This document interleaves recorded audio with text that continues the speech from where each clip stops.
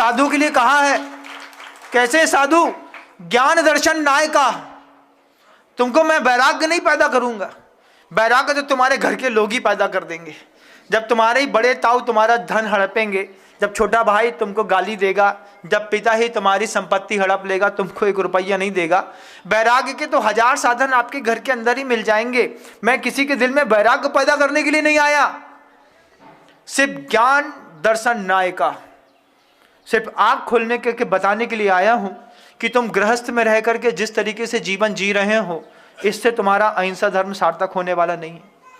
महात्मा गांधी की राजनैतिक अहिंसा थी, महात्मा गांधी की राजनैतिक सत्य थे, जिनका आज हम जन्म जयंती महोत्सव मना रहे हैं ना बंधु, पूरे देश में 2 अक्टूबर है।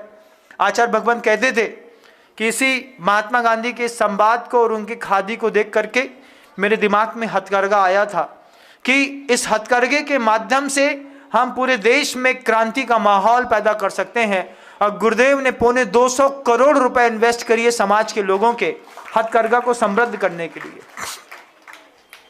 डिसेंट्रलाइजेशन की नीति अपनाई गुरुवर ने, कहा कि बड़ी बड़ी कंपनियां 600-600 करोड़ रुपए की इंडस्ट्री डालती हैं और पूरा का पूरा थ्रेड, पूरा का पूरा कपास वहां पर चला जाता है, वहां पर जाकर के धागा बनता है, लेकिन पैसा एक व्यक्ति के पास पहुंचता है। इसको डिसेंट्रलाइज करो, क्योंकि आज भी भारत में बनने वाले पूरे कपड़े का 40% भाग जो होता है वो हथकरघा या हाथ से तैयार होता है। दुनिया में ऐसे भी लोग हैं जो हथकरघा ही पहनना पसंद करते हैं, जिसमें गुरुदेव के द्वारा संचालित हथकरघा, चाहे वो श्रमदान हो, चाहे वो दूसरे भी और भी संस्थान हो, चल चरखा हो, इसकी तो शुद्धता निश्चित है कि 100% कॉटन है, जिसको किसी भी प्रकार की चमड़ी के रोग हैं, स्किन डिसीज है, जब ये 100% कॉटन के कपड़े पहनते हैं, उनकी स्किन डिसीज सिर्फ 4 महीने के अंदर ठीक हो जाती है। बंधुओं, हम वैसे कपड़े बनाने के लिए देश को प्रेरित कर रहे हैं। आपको इस बात को तो समझना है ना कि महात्मा गांधी की अहिंसा मात्र राजनीतिक अहिंसा थी। उन्होंने असहयोग आंदोलन उठाया, उन्होंने हथकरघा चलाया, उन्होंने लोगों को कहा, स्वावलंबन की शिक्षा दी। श्रीमद राजचंद्र जी से प्रभावित होकर के अहिंसा और सत्य की पूरी परिभाषा वो नहीं समझ पाए, क्योंकि वो भी एक गृहस्थ से, एक ब्रह्मचारी से प्रभावित थे। जिस दिन किसी तीर्थंकर से प्रभावित होते, उस दिन ये अहिंसा पूरे देश में सर चढ़ करके बोलती। जिन्ना उसके बाद भी डरते थे महात्मा गांधी से कि ये जो बूढ़ा है ना, ये बूढ़ा खादी पहन करके आएगा, इतनी नौटंकी करेगा कि हमको यहाँ से बाहर जाना पड़ेगा।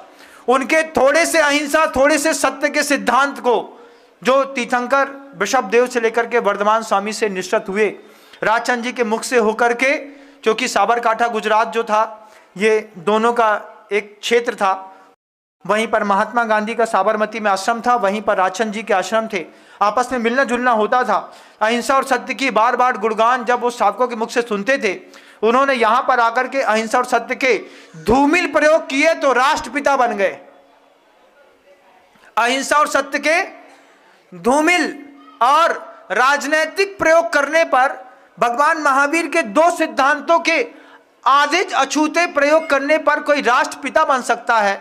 आप पूरे प्रयोग करने पर क्या राष्ट्र संत नहीं बन सकते? बन सकते हैं।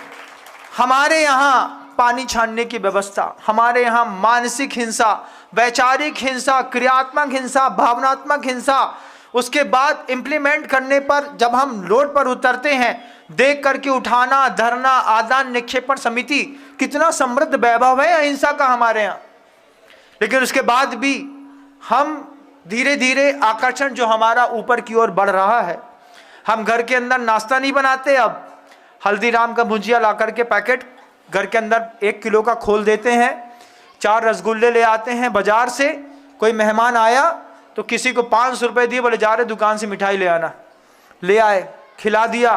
पता नहीं चना की दाल घुनी थी कि अच्छी, कौन से तेल में पकाया, सुअर के तेल में पकाया कि शुद्ध घी में कि वनस्पति ऑयल में। आज तिरुपति, वहाँ पर, कहाँ पर, तिरुपति में ही हुआ ना, तिरुपति जी में जहाँ आस्था का केंद्र था, वहाँ पर इतना हो हल्ला मचाया कि घी के टैंकरों में चर्बी है और मांस है, दुनिया भर की चीज़ें हैं, और दुनिया भर के लोग जो हर दुकानों से खरीद रहे हैं, उसके लिए कौन जवाबदार है? मुझे बताओ, कौन जवाबदार है? जितने भी तेल खरीदने वाले लोग होते हैं, आपको अपने घर के अंदर भी ना सोयाबीन, ना वाइटल, ना पोस्टमैन, इन सारी तेल जैन समाज में उपयोग नहीं होते। हमारे यहाँ व्यवस्थाएं रहती हैं, 1 कुंटल, 2 कुंटल, 3 कुंटल मूंगफली का दाना खरीद लो, उसको किसी लेबर को लगवा करके पूरा छलवा लो, अच्छा छान देगा, घुने अलग कर देगा, सड़े अलग कर देगा। और कोल्हू की मशीनें होती हैं, उसमें जा कर के उस दाने को डालो और साल भर के लिए 30 लीटर, 40 लीटर, 50 लीटर, 100 लीटर जो भी आपको आवश्यक है तेल के कैन भर करके रख लो। नहीं तो वे संस्थाएं जो इस पे काम करती हैं उनसे संपर्क कर लो। सुना है आपके उदासीन आश्रम में ब्रह्मचारी अनिल भैया जी के माध्यम से भी इस तरीके के तेल का विक्रय होता है, पंचवाल्यती में भी होता है। हाँ, छोटी मशीन में आ गई है, आप अपने घर में खुद भी कर सकते हैं, रोज ताजा भी कर सकते हैं। अहिंसा के प्रयोग करिए। भौतिकतावाद की उस भयानक बाढ़ में दुनिया जिस थीम पे बह रही है उसमें हम न बहें तो सौभाग्य है। लेकिन एक गाय जब देश में कटती है, जब हमारे देश में मांसाहारी पदार्थों के समकक्ष शाकाहारी पदार्थों का टेस्ट तैयार किया जाता है, जब हमारे यहाँ वैचारिक अहिंसा बार बार मिटा करके और हिंसात्मक में अश्लील वीडियो का प्रदर्शन किया जाता है, इस आज के इस अहिंसा दिवस पर हम सब इस बात के लिए अपनी कमर कसें कि अपने परिवार को, अपने मोहल्ले को सबसे पहले सुरक्षित रखेंगे। अगर आपने अपना परिवार और अपना मोहल्ला सुरक्षित रख लिया तो फिर आपके शहर को सुरक्षित रखना बड़ी बात नहीं है। और भारत के अंदर एक शहर भी, जैसे बागीदौरा एक ऐसा शहर है, गांव है, जहां पर अंडा नाम की चीज नहीं बिकती। पूरे भारत में एकमात्र बागीदौरा एक ऐसा गांव है बंधुओं, जहां पर मुसलमान भी रहते हैं, सिख भी रहते हैं, दूसरी कौम के लोग भी रहते हैं, लेकिन वहां पर मांसाहार पूर्णतः प्रतिबंधित है, पूरे देश में नाम कमाता है। अगर इंदौर शहर के अंदर भी अश्लील इंटरनेट का प्रयोग बंद कर दिया तो ये स्वच्छ इंटरनेट का उद्घोष करने वाला ये इंदौर शहर अपने आप में पूरे विश्व में आइडियल होगा। Guinness book of world record में इस बात को दर्ज किया जाएगा कि कैलाश विजयवर्गीय और शंकर लालवानी और समाज के अथक प्रयास से इंदौर एक ऐसा स्वच्छ शहर है जिसमें सिर्फ रोडों में नहीं, मानसिकताओं में भी किसी प्रकार की वैचारिक प्रदूषण हमारे यहाँ नहीं मिलेगा। स्वच्छ इंटरनेट का सहारा लेकर के 7वीं बार हमने सुना है स्वच्छ इंदौर के नाम पर शहर को पूरे देश में नाम दिया जा रहा है।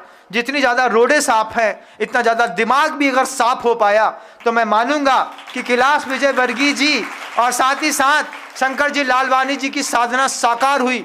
ये दो कोई छोटी हस्ती नहीं है बंधुओं। मुझे कैलाश विजयवर्गीय और शंकर लालवानी जी के ऊपर इतना विश्वास है कि ये दो लोगों ने भी चाहा तो पूरे रोड से, पूरी दुकानों से, पूरे मकानों से इनको एक बार वैन लगाना है, बस ऊपर सेंट्रल में जा करके इनके सीधे नरेंद्र भाई मोदी से सीधी बात होती है, अमित शाह जी से इन लोगों की सीधी बात होती है, फ़ोन में बात करने की ताकत रखते हैं। ये एक बार कहें कि हमारे इंदौर शहर के सूचना और प्रसारण मंत्रालय में किसी प्रकार का वल्गर कंटेंट नहीं निकलेगा, क्योंकि वो भी हिंदू हैं बंधुओं। हिंदू होने पर हिंदुस्तान, आर्यावर्त, भारत, कुछ भी कहिए, बचाने की जवाबदारी इन दो की बनती है। आपने इनको अपना नेता चुना है।